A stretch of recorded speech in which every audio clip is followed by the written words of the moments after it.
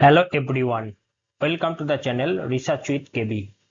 I am Kashinath Boral and I am also a learner like you. Today we are going to discuss a very important topic in research methodology. The topic is the difference between discrete variable and continuous variable.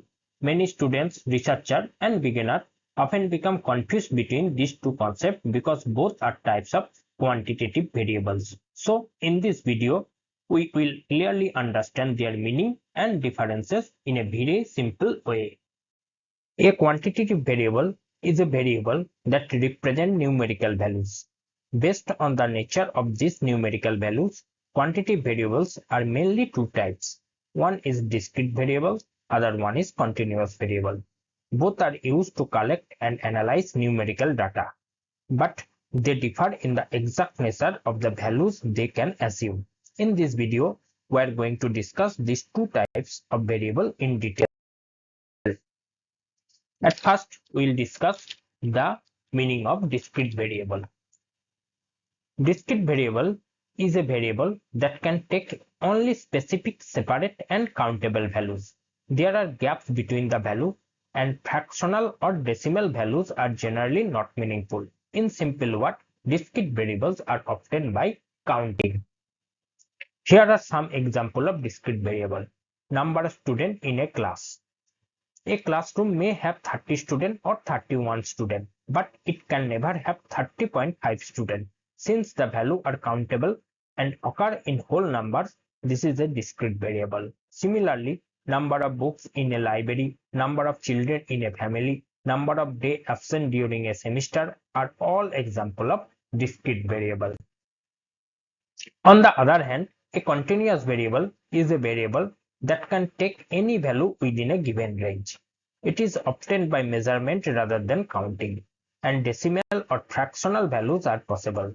In simple words, continuous variables are measured.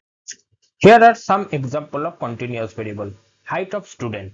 The height of a student may be 160 cm, 160.5 cm, or 160.75 cm. Since height is measured and decimal values are possible, it is an example of continuous variable. Similarly, weight of individual, temperature, time taken to complete an examination are all examples of continuous variable. Here are some important differences between discrete and continuous variable. Discrete variable takes separate and countable values, whereas continuous variable takes any value within a range. Values of discrete variable obtained by counting, but the value of continuous variable obtained by measurement. The value of discrete variable usually whole numbers. On the other hand, the value of continuous variable may be whole numbers, fraction, or decimal.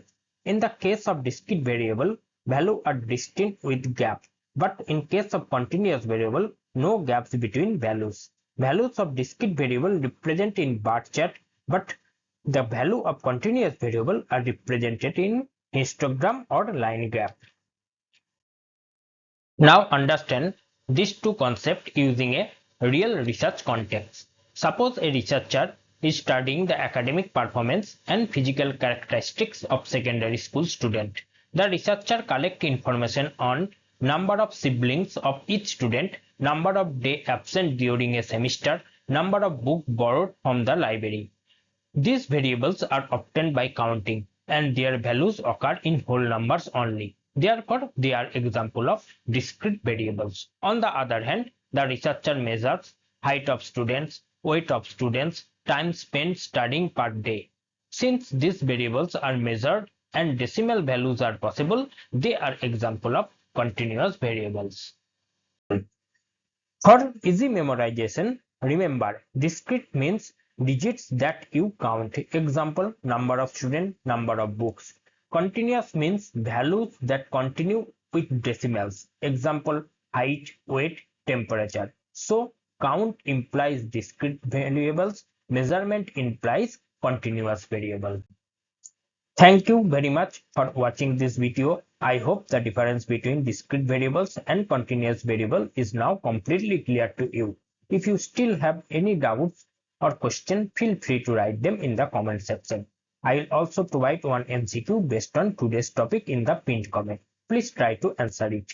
In our next video, we will come back with another interesting concept related to research methodology or academic writing.